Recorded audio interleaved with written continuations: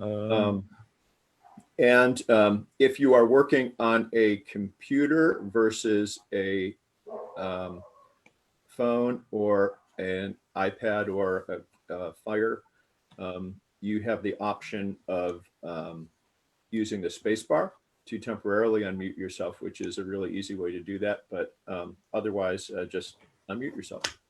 We are live, gentlemen. We are live, everybody, which is a good thing. Good morning to everybody who is viewing us in the larger world outside of St. John's.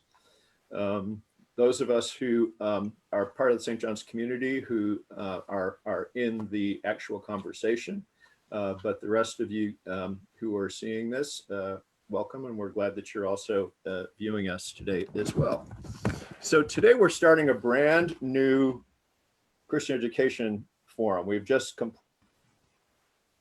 completed a week ago some thoughts on the Gospel of John, and that is, we may have completed that class, but today the Gospel of John is going to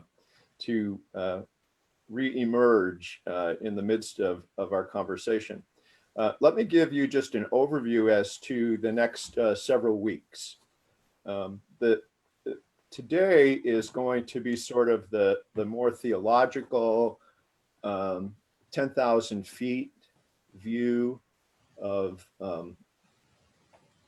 the idea of creation within the Judeo-Christian context.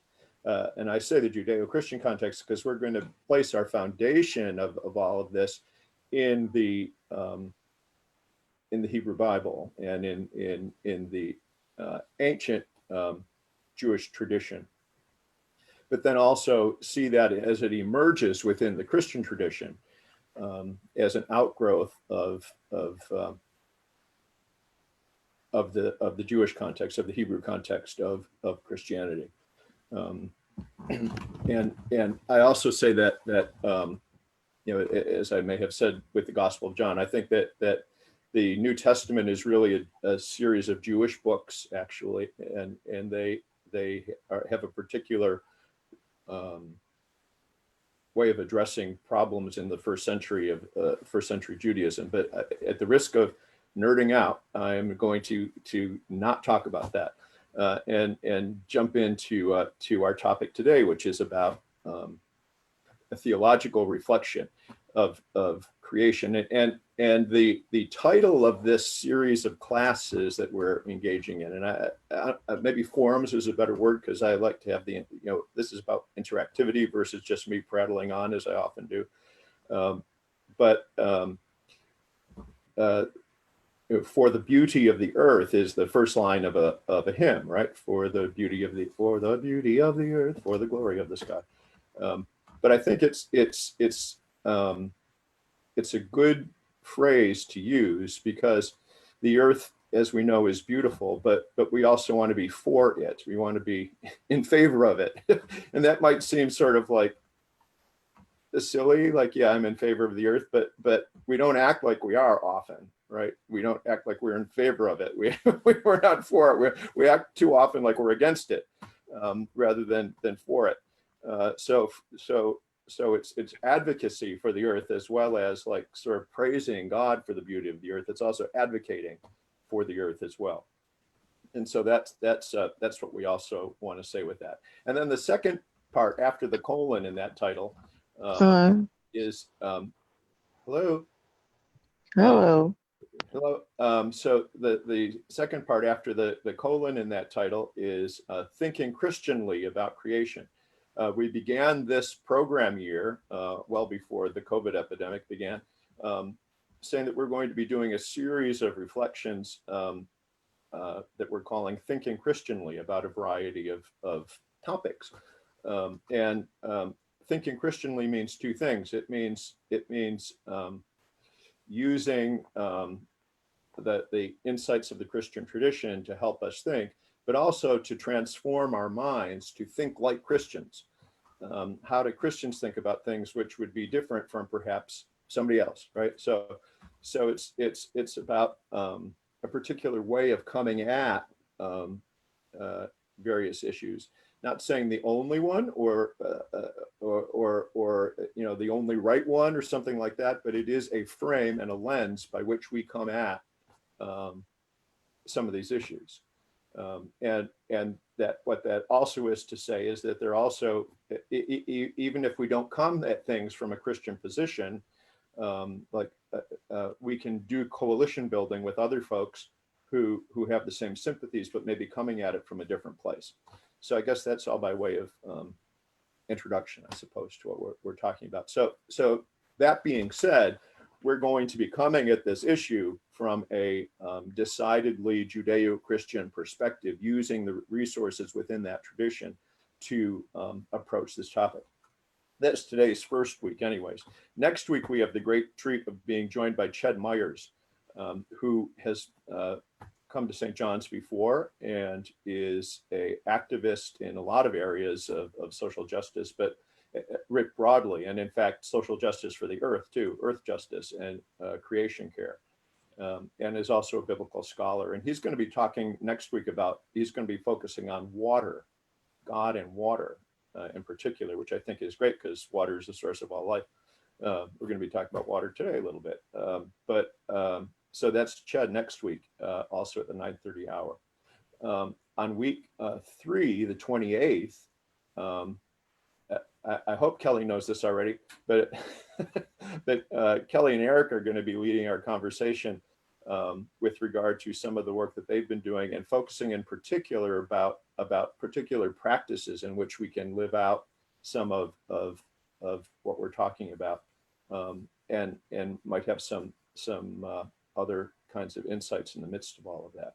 And then week 4 will be our wrap-up week, where we'll maybe return to some of these more broad global themes, which is also 4th of July weekend. But since most of us aren't going anywhere, we'll probably be able to be here for that. So there we are.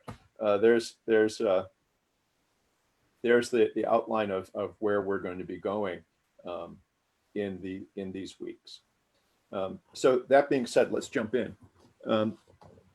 And I'd like to jump in, as I often do, with the very first chapter of the Bible, which I think, I often start with the very first chapter of the Bible for a lot of stuff, because I think it's a good place to start. The first chapter of the Bible, by the way, Genesis chapter 1, is probably one of the latest additions to the Old Testament. It was written very late, but put in there by the people who compiled the Bible, and is part of the whole narrative. But it's there as sort of it seems to me in one sense, one of its jobs is to be the sort of overture to the whole story.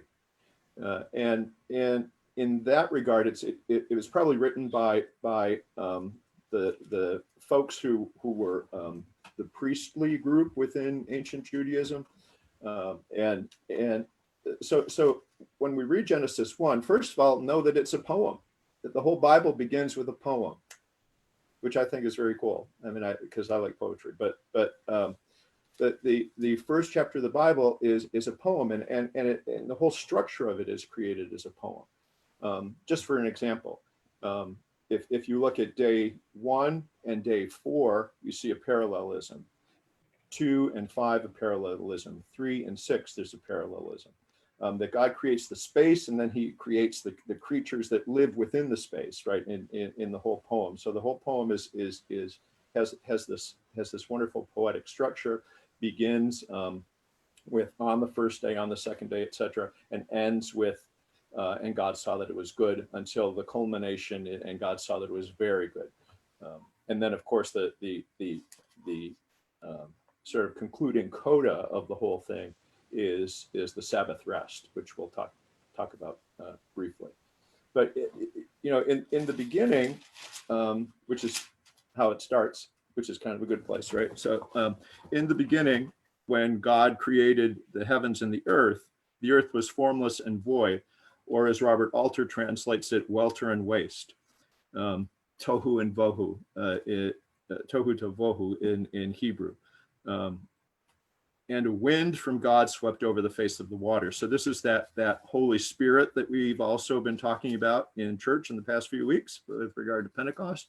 that wind that blows over the face of the waters is that wind is ruach, which is spirit, wind, and breath, all the same word, and all related.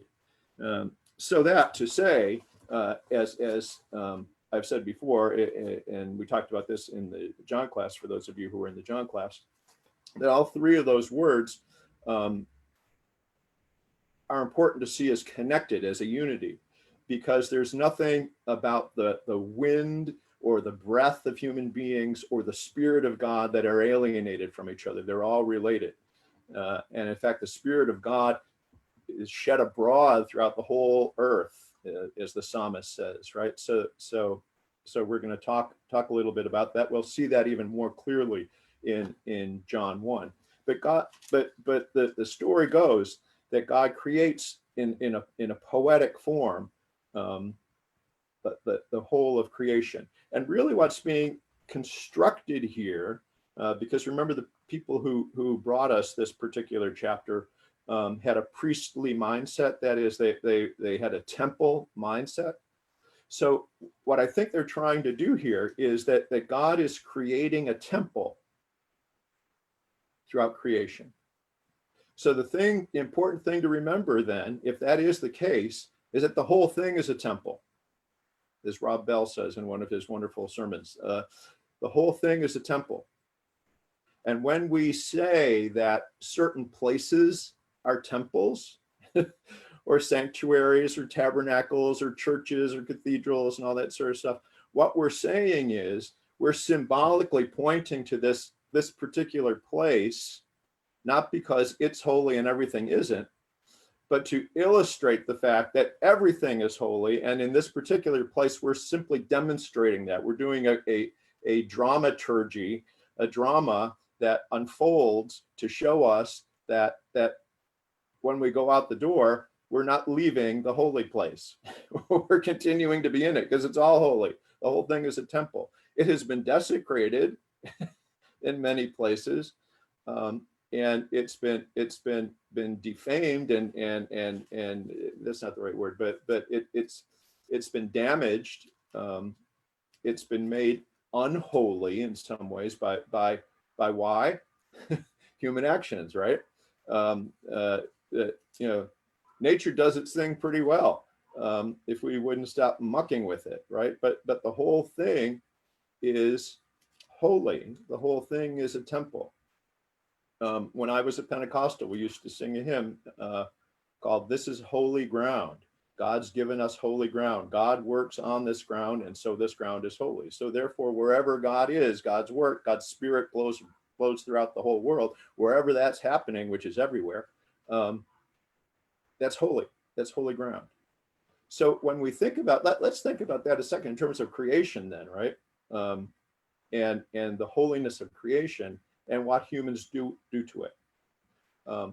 What if we thought that every careless action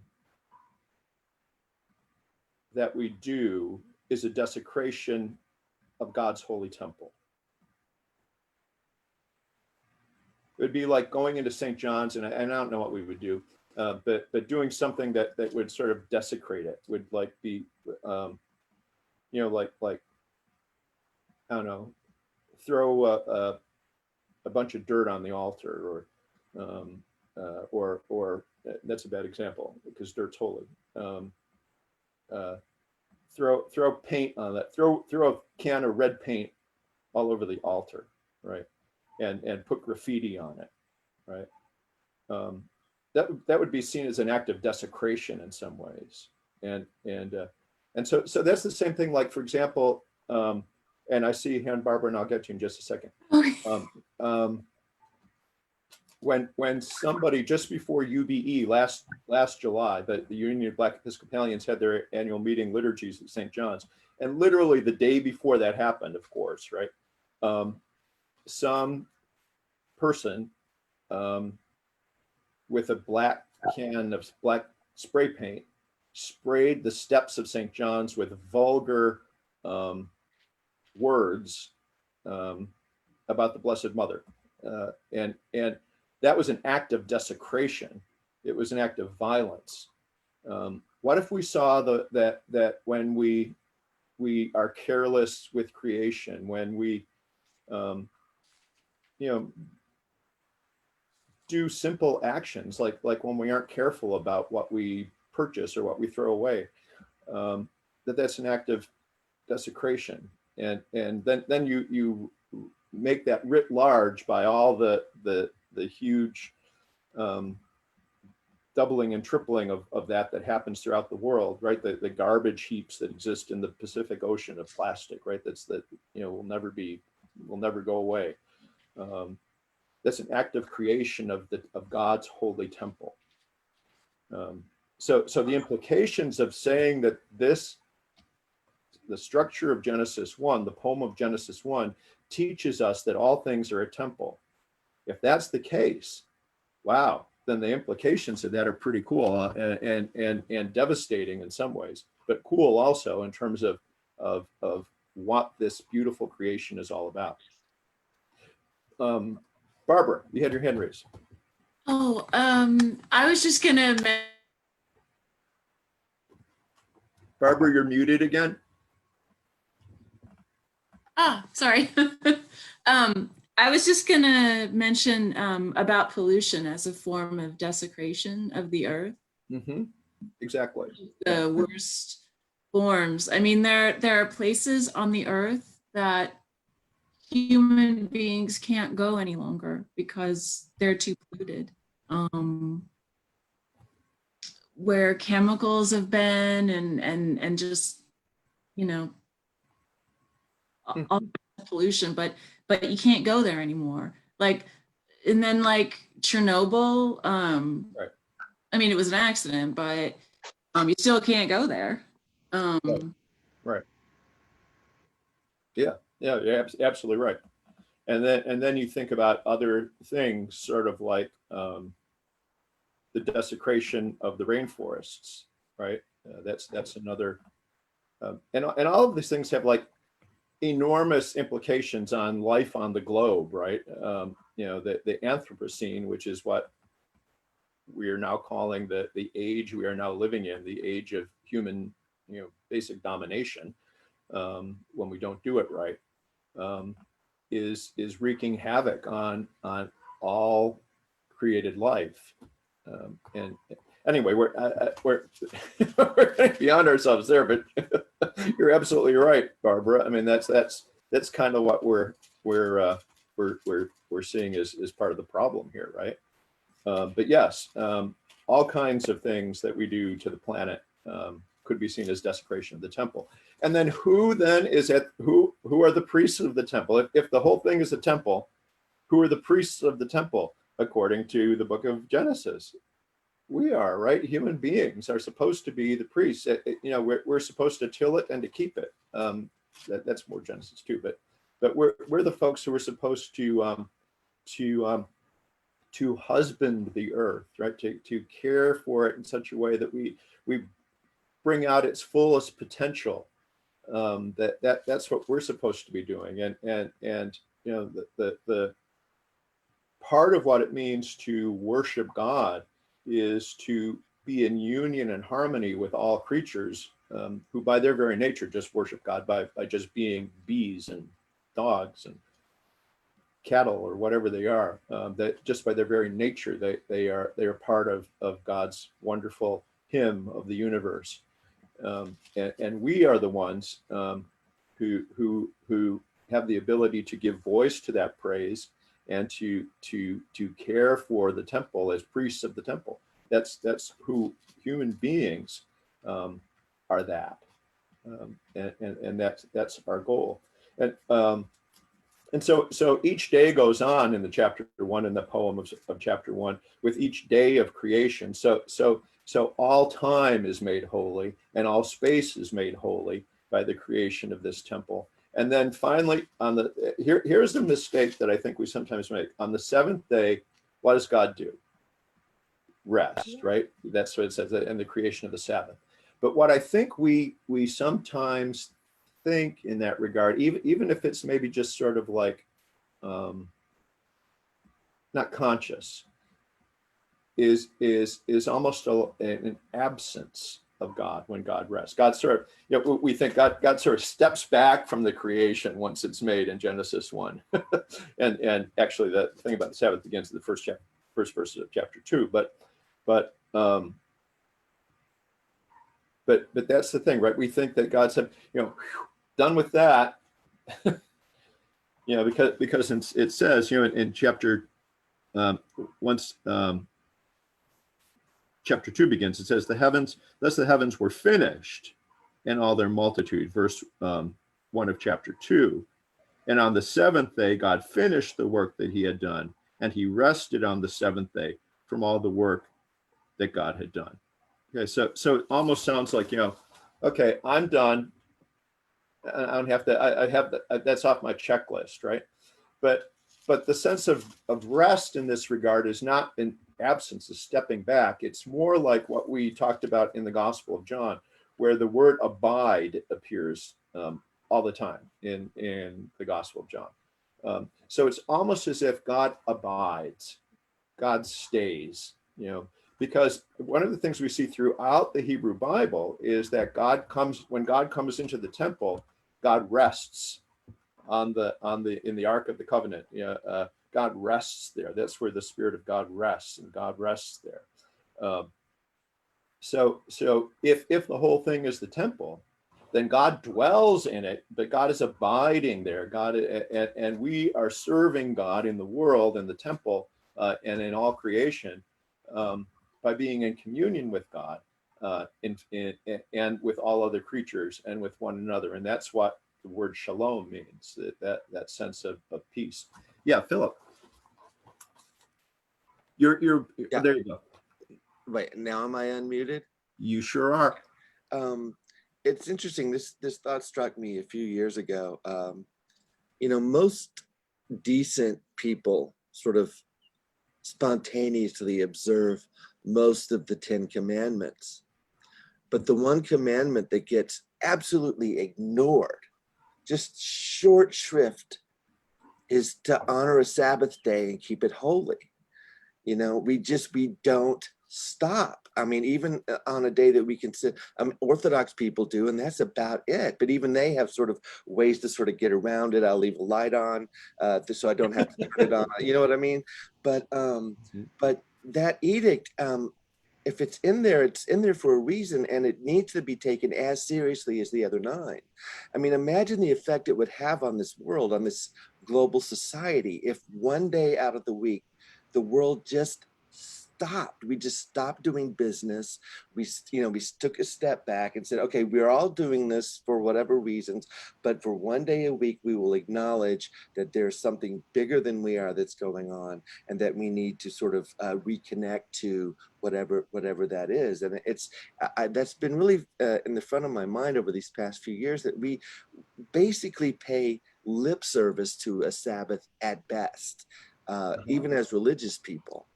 Yes, So yeah, I just you're wanted to absolutely right. make an observation. Barbara, I think you have your hand raised too. Remember to unmute. Sorry, Philip, I didn't mean to interrupt you. I was just gonna say, the COVID crisis has let us do that, Philip. We had to stop. We had to stay home. We had to not go out, you know, not drive, not fly in airplanes, not you know, do any of that. And it's saying, you know, that the natural world was taking notice of that, and animals were like coming out of, you know, even in Yosemite, like bears and deer, whatnot, they're sort of roaming the park now because there are no humans there. And you're right, the people like people don't ever stop what they're doing, and they can't, like, they're always like waiting for the next minute and the next moment, and like what will happen, and it's like no one knows what will happen. And you're right, the earth, like the earth needs a rest, you know. Like we're just pumping things out of it all the time. You're mining stuff and taking petroleum out of the earth, and we drive around in our cars and create pollution, you know, every single day. And the earth like needs a break every once in a while. That's right. Eric has his hand raised. Eric? Mute here. So let me step back for a second to this idea of us being the priests of creation. And I'm sitting in the backyard here, and there's a lot of insects going around, plants and things like that. So the question, to be provocative, could be, why are we centered in the story as the priests and not some other like living entity on the earth? Just let me throw that out there. Why are we? Well, I guess the question is, are we centered in that story? And then, if so, why are we centered in the story? Well, I think, you know, my initial answer to that question would be, on one level, yes, we are centered in the story as human beings, because we're the folks who created the story. Right? So we're humans, right? So we're going to center ourselves in the story. But I think the other answer is no. That's a very Episcopalian answer, isn't it? Yes and no. Because we have a job to do as priests of the temple, but that doesn't mean that we are the only characters. And in fact, what Genesis 1 and Genesis 2 both tell us is that we're dependent on the creation as much as the creation, you know, is. The creation isn't dependent on us, but we are dependent upon the creation. And our job to sort of like thank the earth for that is to use our intellect, reason, and will, which we have differently from other creatures, to help sustain the planet, to till it and to keep it, to husband it, to do what we can to allow the earth to live into its full potential. So I think on one level, yes, we're centered because, you know, we are the apex of the creation on the sixth day, but also along with all the other creatures, right? Mind you, the sixth day, it's not just human beings, right? If we read the sixth day of creation,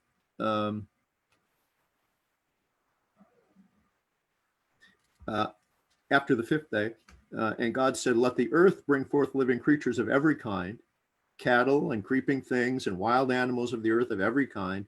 And it was so.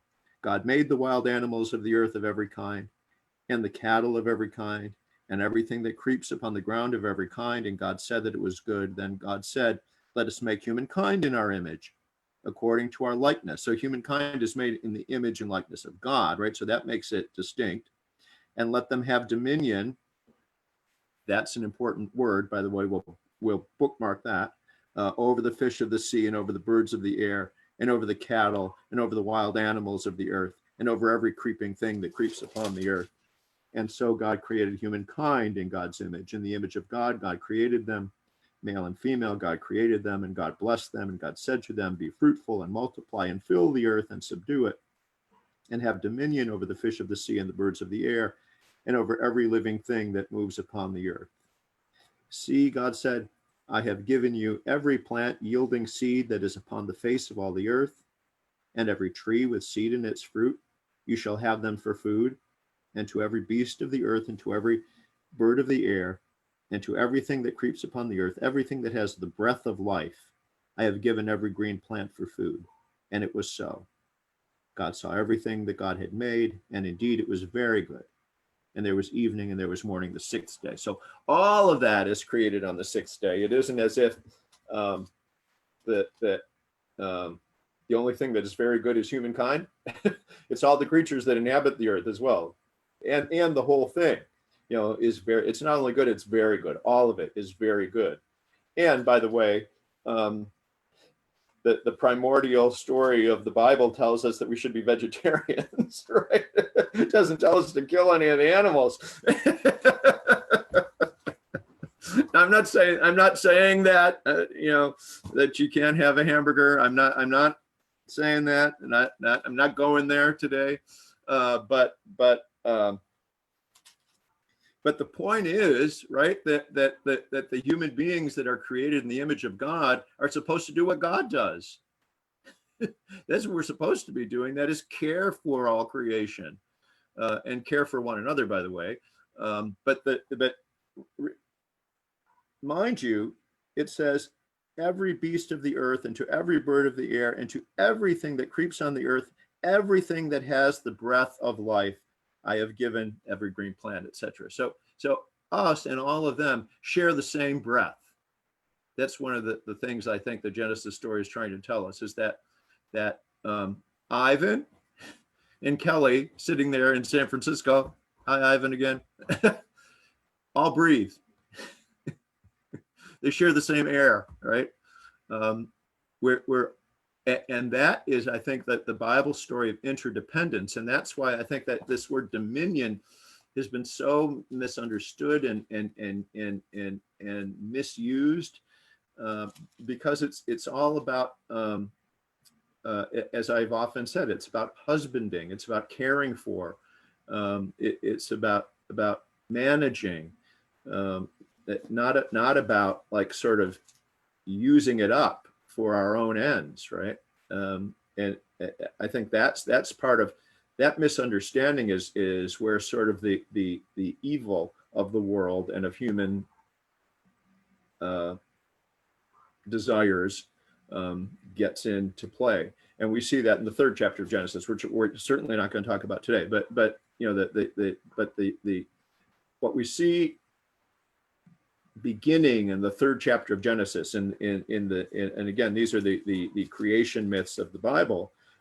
In chapter 3, is that what the first people do is, according to the story, is not only disobey the fact or lack, no longer trust that God has the best intentions for them. That's one thing they do, but also their acquisitiveness, their sense of gaining more, of trying to take more and more, to take more space than they need.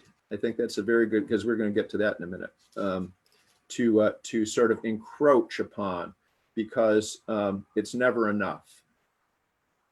That's one of the part of human sinfulness is our desire for living space, more living space than we need, and to try to encroach upon the world in a way that sets ourselves up as the emperors of an empire that tries to seek to dominate creation. Oh, Eric, did you still have your hand up, Eric, or is that still from the old hand up?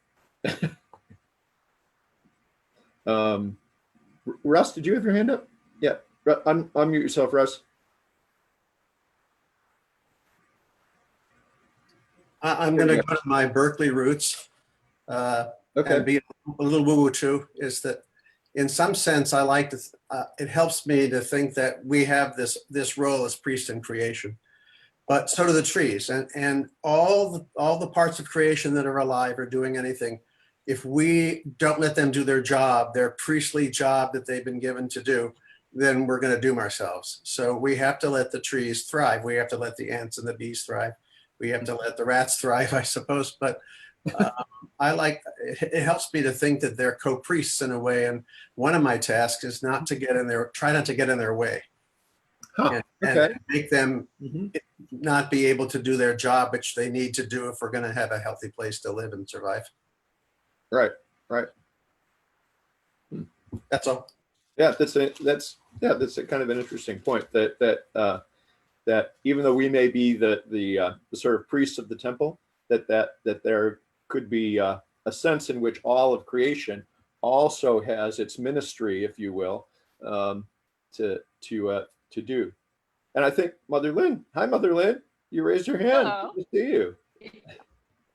I was going to say, during this pandemic, I've been exploring some unusual television shows that I'd never watched before. One on National Geographic that I've been watching is called Life Below Zero. And it follows the life of people who are just living off the land up by the Arctic Circle. And a number of them are native peoples. Uh-huh. And you watch how they care for the creation. And they say this over and over again. If we take care of the earth will take care of us. And when they have to kill an animal for food, they pray.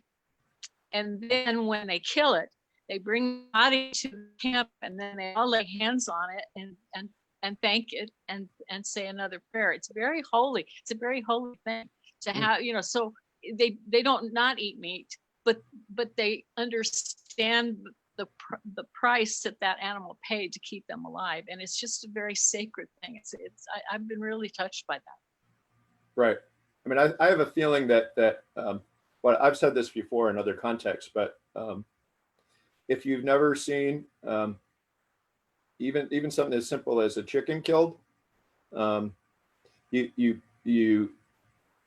probably you shouldn't be eating meat because you don't really get it, right? Even something as simple as that, let alone an animal like a hog or a cow.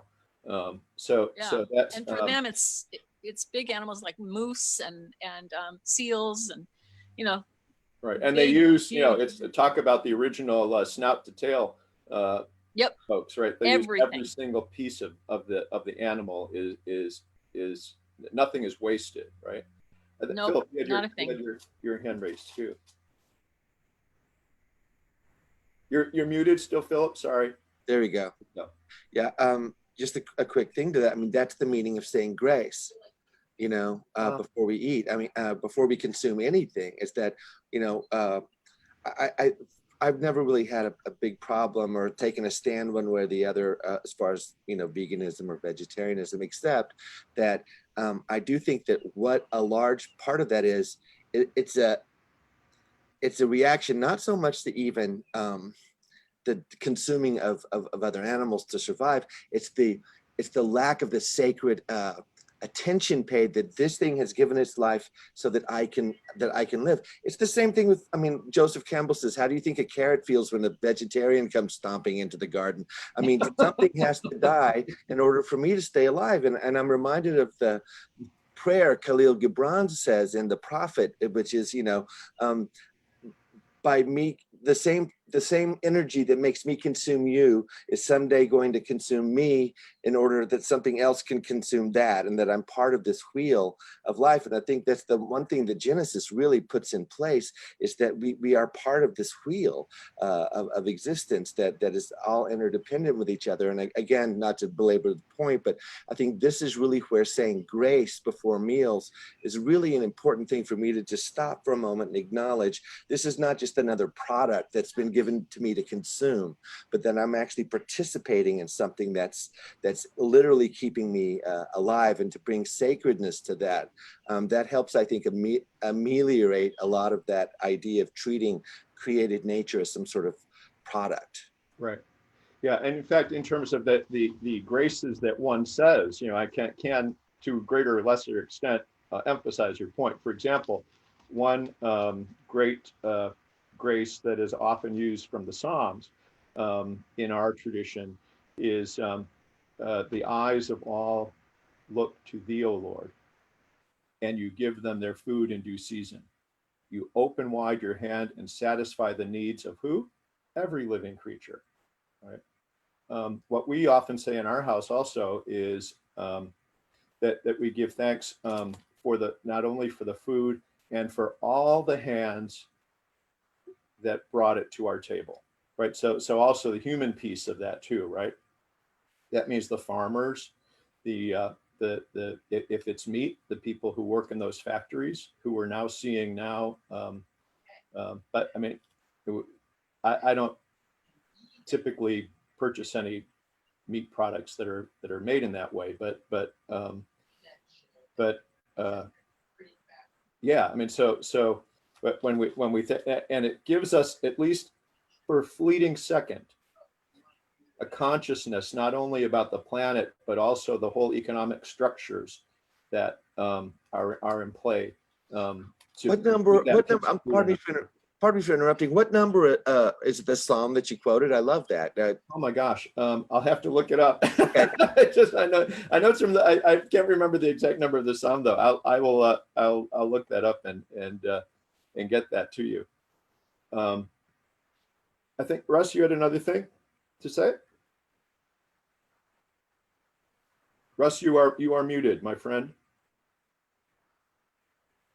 I was thinking when you look at a lot of people like us, urban people who live in a comfortable environment, and there are millions and millions and millions of us, the system purposefully keeps us from having any contact with what happens to what we eat before we eat it, et cetera, et cetera, et cetera. Because if we all were more aware of that, we'd probably, a lot of us would go nuts. But the system is set up so that all of that's invisible to the average person, kind of like at this group we're sitting here doing. We're not working in a meat factory or any of the other tough, terrible things, picking vegetables in the heat. But the system conveniently makes all that invisible, and it's easy to forget who paid the real prices, because the real prices of our food are bigger than just thanking the people who brought it to us. They're huge prices, you know. Right. They pay big prices. The psalm, by the way, is Psalm 145, and the verse is 15, by the way. But Psalm 145. Read all of Psalm 145. It's a good psalm. But yeah, so 145 is that. Who is next? Whose hand is raised? Abby, did you have your hand raised? No. Okay. I think Barbara. Barbara, you're muted. Sorry. There you go. I was just gonna say, a number of years ago, I grew some vegetables in my backyard, and before then, I had never actually seen like food grow, like from a flower, and then the little vegetable pops out, and I learned so much about where food comes from and how it grows, and it really it helped me to have a more agrarian mind, and the agrarian parts of the Bible were really more meaningful for me, like how would it be if I had to take 10% of this stuff that I just grew and take it over to the town and be like, there you go. It kind of brings some stuff home to you. I think everyone should do it. You just learn so much about the earth and about creation and what goes on. It's a wonderful thing. Yeah, thanks. Lynn, is your hand still raised, or is it from before? Do you have it? You're muted right now, though. There you go. Yeah, actually, I put my hand up again because I was going to say, I think that following up on the whole idea of we're disconnected from the animal because of the factories and all. I think that those who are poor are more connected to it because they eat parts of the animal that remind them this is an animal. When I was a kid, I didn't know we were poor, but now looking back, I went, oh gosh, we were poor, and we ate food that I've gotten back to during this pandemic, parts of the animal that we use to make stews and soups. And so I've had oxtail stew, and today I'm going to make a lamb neck stew. We ate parts that and those parts were cheaper, and so that's why we ate them. But it reminded you that it was an animal. I think we've cleaned up the meat so much we don't even recognize that it's from an animal. And right. I wonder, I think perhaps that those who are poor and have to eat the other parts of the animal maybe are more aware of the fact that an animal has sacrificed its life for you. Mm-hmm. Mm-hmm. All right. Well, I'm thinking maybe we could move on from Genesis now if we can. I mean, this is as I knew it would be. A fruitful conversation, which we're going to have 4 weeks to talk about all this too. But I thought we could maybe move on to return to the Gospel of John, and the prologue of John's Gospel, and then in a couple of the remaining moments after we do that, maybe look at a couple of poems that I think, we started with a poem in the beginning, just a couple of other little poems that I think have some insight into all of this. Because one of my fundamental assumptions is that poetry teaches us a lot more than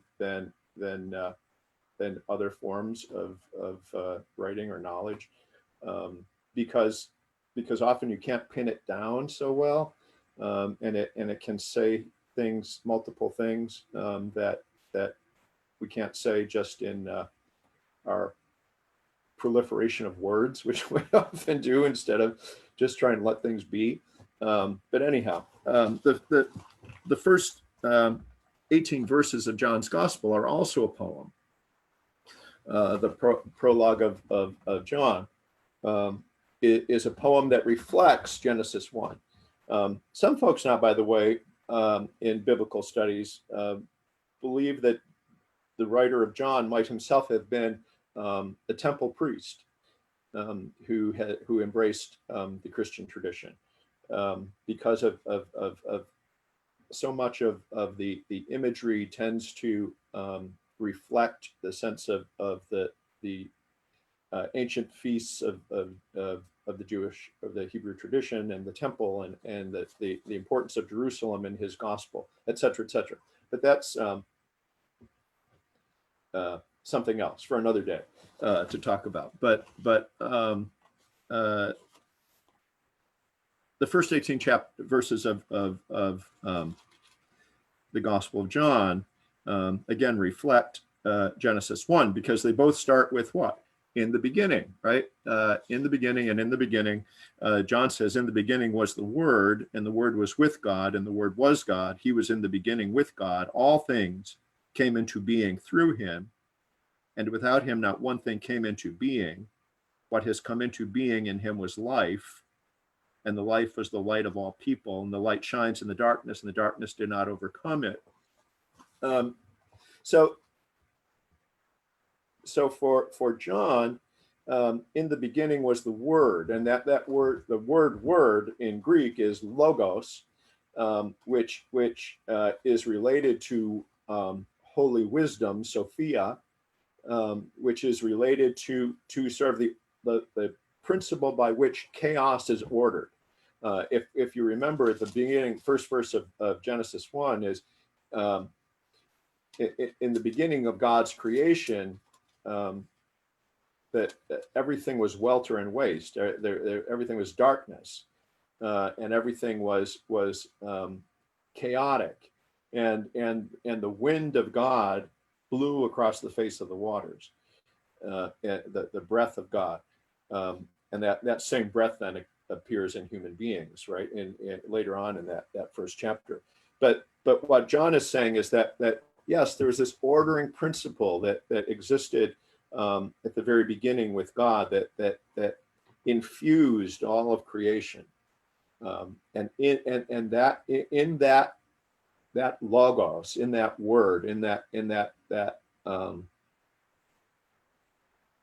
almost being of God, there was life, zoe in Greek, which means sort of the force of life, the life force.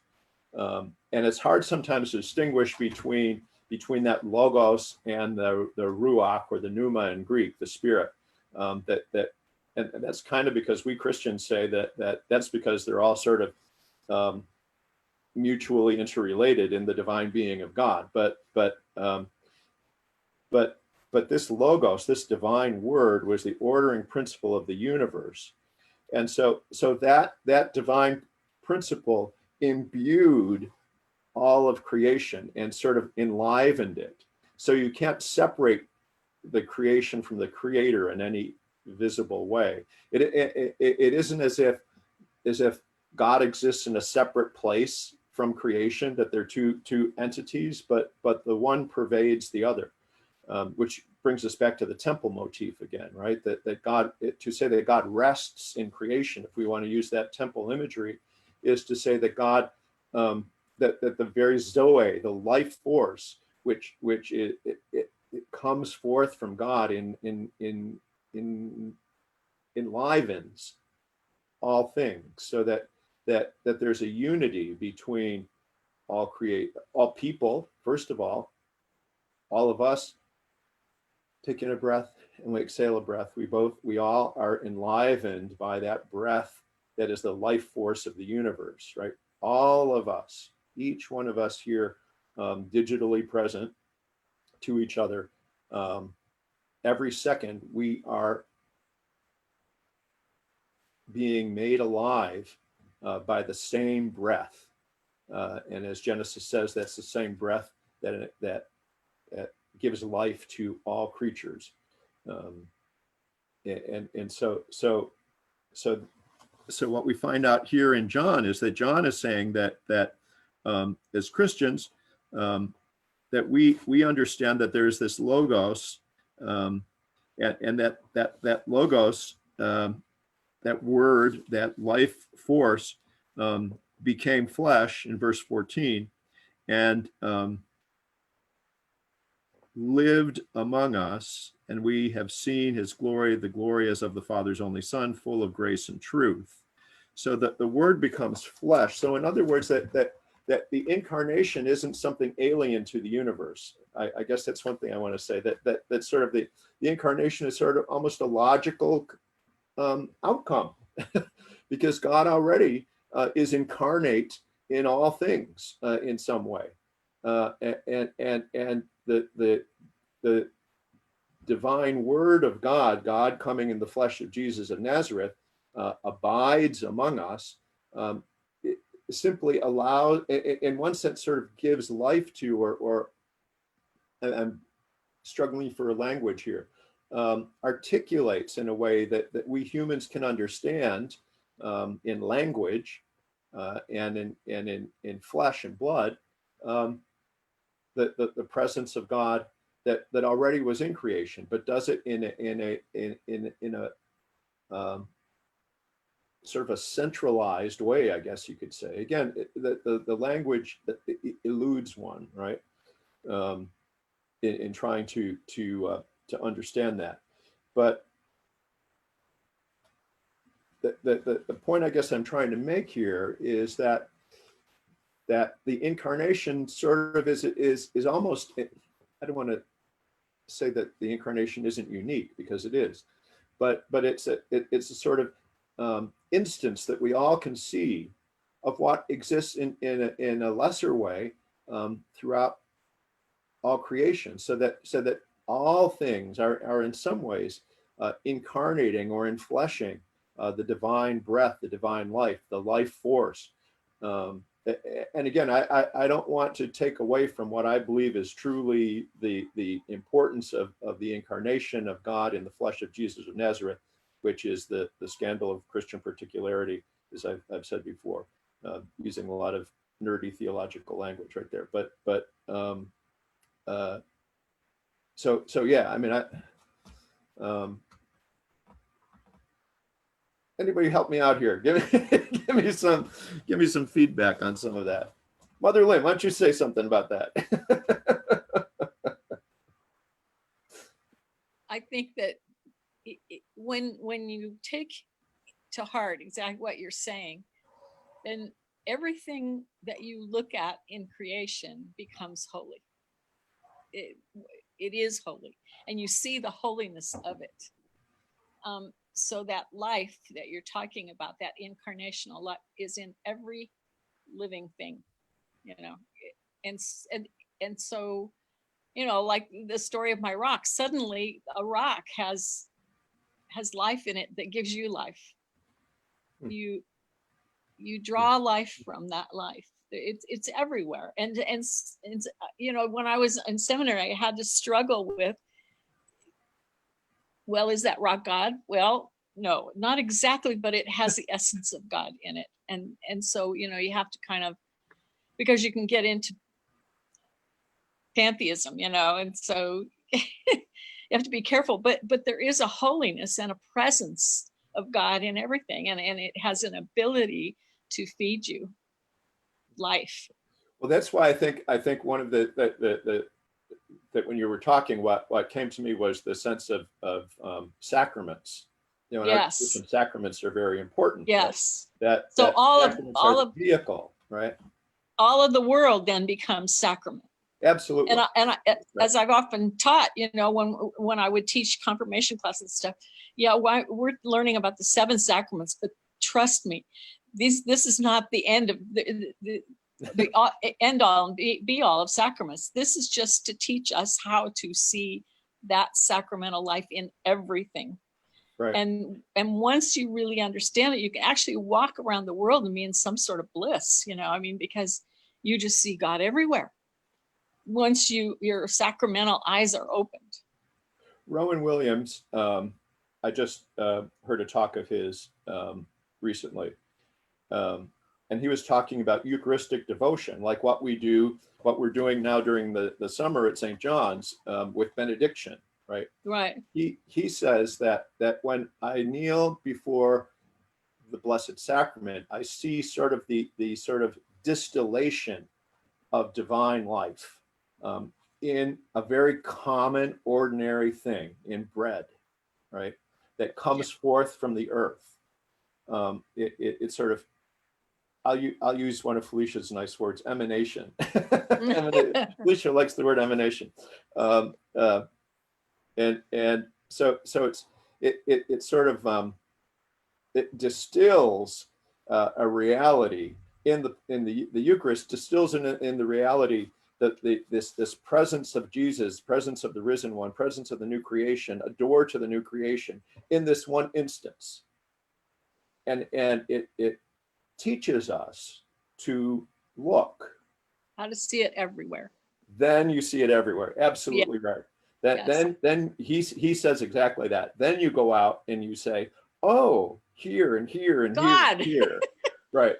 Yeah. So then the pandemic and the church being closed down is no longer a problem, because we don't have to go to that sacred place, that holy, where that's the only place we can find God. That's the only place we can experience the holy.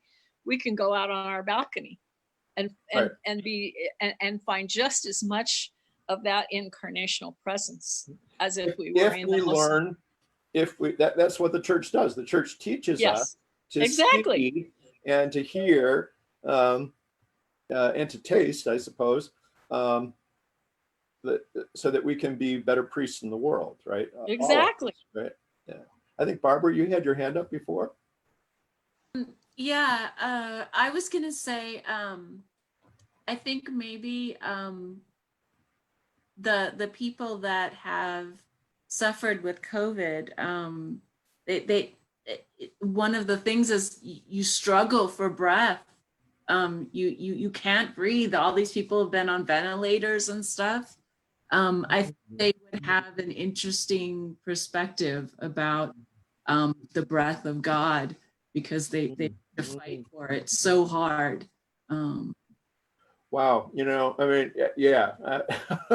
I mean, not only that, but the thing that when you said that, it reminded me of a thing that I've been sort of like just mulling on and not knowing what to do with it, right? And that is that, yes, I mean, one of the things of COVID is that the people who have had really bad experiences with COVID. I mean, we know that there's a whole range of disease manifestation, but the sense of not being able to breathe, and you hear stories of people saying, I felt like I was going to die, but I didn't, because I mean, I just felt like I couldn't catch my breath. And at the same time, we have George Floyd. I can't breathe, right? What is this that's going on in the world about losing our breath? And again, I have no like nice pat like sermon on this or something. You know, I'm just noticing this, that this sense of what happens often in the manifestation of COVID disease, and what happened in among in the case of George Floyd that becomes so highlighted is this sense of, of, of losing one's breath. And then when we think about the fact that that is the force of life in the universe, being disconnected from that. I don't know. I don't know any more than that. I'm just noticing that connection, and I can't like make a comment about it much. Except Margaret, I think you were raising your hand, Margaret Cargill. Hello. Years ago, we had a retreat at the church with Deacon Joanne, and she told she was going back to the Irish and how spiritual they were. They had a prayer for the birds. They had a prayer for a rock. They had a prayer for everything because everything was a living breath. And I always remember that every little thing, everything is a connection to all of us because we are all breathing at the same time. Right. Right. Yeah. Yeah. Absolutely, Margaret. You're right. And also, too, George Floyd had COVID. Huh, I didn't know that. He was positive with COVID. Yeah, the autopsy showed it. Felicia, you have your hand raised, I think. Yeah, when we were talking about, what are all things sacred, or are they on the same level as the incarnation? In a couple of years ago, when you guys did, the Keyboard Center did, it was something, a symposium on death and dying. I came to that and did an interview with Rabbi Neil Comas Daniels. Yes. Yeah. And one of the things that he said, because I was asking him, the question was, how do we define sacred today? And one of the things he said is that everything in the world is waiting for us to make it sacred, that we give those things their sacredness, that it doesn't necessarily emanate from the thing itself, but that we bestow that upon us. And when we were talking about everything having a breath and everything having life, that's true. But what we make our authority in terms of God in Genesis telling us to take care of the land and to steward it, I believe that he imbue sacredness on those things because our words have the power to do that.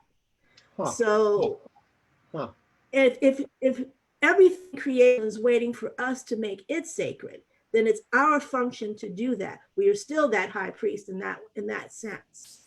So it's a hierarchy of sorts. Yeah. Philip is wildly waving his hand. He's not Yes. only raising his hand, he's wildly waving. To that point, one of the things I wanted to say earlier in the talk is that one of the things about the Protestant tradition is the priesthood of the believers, right? So we don't have this isn't somebody else's job to do this. We're all the priests. We are all the high priests of this in relationship to the Creator. You're all kings and priests. Yeah. Lynn, did you have your hand again, or is it just raised up from the other time? Oh, I raised my hand again because I'm just kind of blown away. I'm going to be thinking about this for a long time, but you're noticing, the thing about George Floyd can't breathe and COVID patients can't breathe. And, in a mystical sense, maybe that's just the creation saying, I can't breathe, and it's coming out in different ways. But there may be something really important in that. I think the fact that you notice that there's a learning there, and I think it could be that it's the whole creation saying, I can't breathe. You're not caring for me. You're not allowing me to breathe. And that manifests itself in lots of ways, right? I mean, it manifests itself in the particular issue of racism in our culture. Exactly. Manifests in a million different ways. I mean, I just read something today from a woman in our congregation of Indian descent who. Yes, I read that too. continually being profiled every time she goes anywhere. Yep. And being treated suspiciously. So again, I mean, I think all of this is related to each other. I think, and again, I'm not sure how. I know that it is, and Well, if all of creation has the presence of God in it, it could be God crying out to us, "I can't breathe," through wow, huh.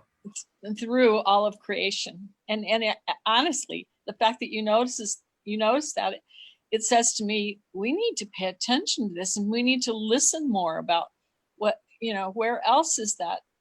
And so we know that it's in minorities, they can't breathe, and we know that it's in the earth, they can't breathe.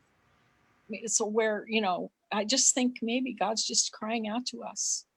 Well, I think, the other thing that I was going to say about the presence of evil in the world, again, because I think that our current climate crisis and our current crisis in our culture, that we are beginning to notice or pay attention to, well,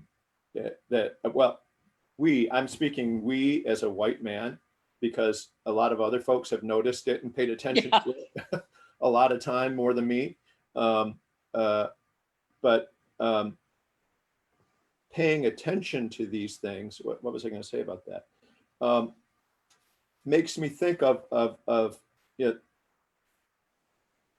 the primal sin, maybe in the book of Genesis, chapter 3, again, is acquisitiveness, of thinking we know more than God, not trusting God, that the divine life that created us to be in harmony with one another and with the planet and with God, it's shalom. We didn't believe that. We didn't trust that. We trusted the serpent rather than the creator. That's what the story tells us. And I want more. What I have is never enough, never enough, never enough, more. Give me more space. And then I think of the fact that is really that sense of competition, of wanting to increase our hold on things. And if I don't have enough, what I have is never enough, then if you have something, then I want it, because that must mean that I'm diminished because you have it, right? Rather than seeing that this is all about to go back when we were talking in the book of the John class, we talked about Jesus saying, "I am the vine and you are the branches," and we talked about the substructures of trees, that the root structures that which give life to one another. They support one another, and I think some of this stuff of competition and understanding the world that way is one of the evils of Darwinism. Now, don't say I'm a fundamentalist. I believe in evolution, blah, blah, blah, blah, blah. But I think the way that the lens of Darwinism tries to put into the created order the evils of the capitalist imperial enterprise. That everything is in competition. Survival of the fittest comes from the dark evil of the world. It is not. It is not the way the world really works. Felicia. Isn't also the condition of fallen man? I mean, you talk about those dark evils and the things that we do in nature, or the things that nature does that are predatory. That's a fallen state. That's the fall of man. In the garden, that was not the case prior to the fall. Things worked in harmony. But because of sin or our inability to just be obedient to what was put into place, we get this fallen state where you get brother killing brother and Cain versus Abel, where you get things are out of order. Yes. And that the Yes. entire creation was put out of order by that. Mhm. Right. So So yeah. Darwinism isn't a bad thing, except it just acknowledges a fallen state. So if you accept it and don't attempt to work against that, you come into a state of nature, which is why we set up societies, to get out of the state of nature, so that we can have something that is more mutually beneficial instead of just being on our own. So Right. if we're setting up societies, then that should be our goal, to get out of that state. Yeah, I mean, we unfortunately we're coming to the end of our time, which I'm really disappointed about, because this, I think, is a fruitful conversation. I do want us to end. Victor, I'm hoping I'm gonna do this and not screw things up. I'm gonna share my screen. Now, be really scared when I try to do something on Zoom and think that I know what I'm doing. You should be okay. But I'm going to try to share my screen to conclude us with a couple of poems that I think are really important.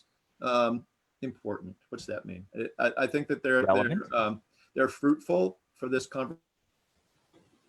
conversation, because I think they, again, poems do a lot that we can't sort of articulate in a lot of excess words. So let me see if I can share my screen. Oh, cool. I think I can. Yeah, let's see.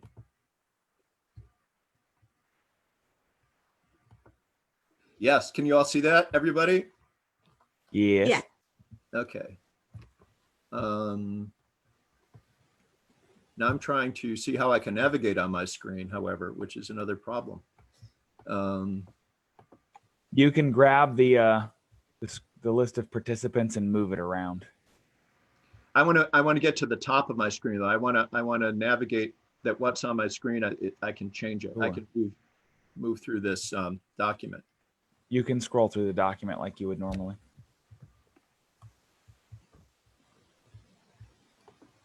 You're gonna have to unselect that text. There you go. There we go. Okay. Whoops. Okay, so I can go up. Okay, there we are. Thank you. The first one is called Pied Beauty, which many people know, by Gerard Manley Hopkins, and this is sort of his own little sonnet style that he wrote. But let's just read this and pray it as I read it together. Glory be to God for dappled things, for skies of couple colored as brinded cow, for rose moles all in stripes upon trout that swim, fresh fire coal chestnut falls, finches' wings, landscape plotted and pieced, fold, fallow, and plow, and all trades their gear and tackle and trim, all things counter, original, spare, strange. Whatever is fickle, freckled, who knows how, with swift, slow, sweet, sour, a dazzle, dim, he fathers forth whose beauty is past change. Praise him. So what I love about that poem, first of all, is that it's not all about just like sort of the nice ordered things, but also the spare and the strange, the fickle and the freckled. But then also humankind too, all trades, their gear and tackle and trim, the plotted fields, the land that is farmed, as well as that which is fallow, all of that. But it says he fathers forth, whose beauty is past change. Praise him. So it comes forth from the divine life, and the divine life lives within it, right? I mean, that's what I think is just amazing about the beauty of this little tiny poem. He fathers forth, praise him, right? And Father Dan is coming into the room, and he's gonna appear briefly. Father Dan, there's Father Dan. Hey. So we'll close. That means we need it closed. But we're going to end by a poem by my fellow Welshman, R.S. Thomas, called The Bright Field. Boy, I could talk about both of these poems like for a long time, but anyways, The Bright Field. I have seen the sun break through to illuminate a small field for a while and gone my way and forgotten it. But that was the pearl of great price, the one field that had treasure in it. I realize now that I must give all that I have to possess it. Life is not hurrying on to a receding future, nor hankering after an imagined past. It is turning aside like Moses to the miracle of the bush, to a brightness that seemed as transitory as your youth once, but is the eternity that awaits you. Oh my goodness, there's so much in there. But isn't that something, right? That it gets back, I think, to Philip's point about Sabbath, maybe, and our point earlier about noticing and sacraments, right? That I've seen the sun break through to illuminate a small field for a while and gone my way and forgotten it. That was the pearl of great price, because right in that moment, we forget that we lost that moment. It was the pearl of great price. We've lost that moment. And he's saying, I think that how could I have let that go and not allowed me to kneel down almost like as if I were experiencing the Eucharist in that moment, to see the life of God coming forth to me in that time.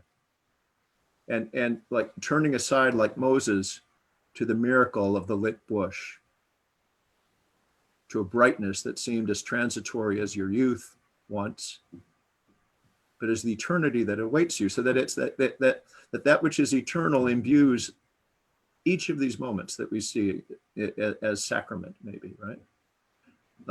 Boy, I would advise you to take these two poems and meditate on them this week. Find them, The Bright Field by R.S. Thomas and Pied Beauty by Gerard Manley Hopkins. You can find them anywhere on the internet just by a couple of clicks away on Google. And just sort of chew on those this week because they are so rich for what we are talking about. And again, today is sort of the 10,000 foot view. Next week, when we have our wonderful guest Ched Myers with us, I think we're going to be honing in perhaps on something a little more, more specific or particular. But that's where we are today. And let me get out of my screen sharing here. So bless you all. We have church in a few minutes, and then we have coffee hour after that. No, wait, I take that back. We have church, and then we have a wonderful St. John Speaks Out with Avi and Ron this week. Stay tuned for that. And then we have coffee hour. So bless you all, and we'll see you in a bit.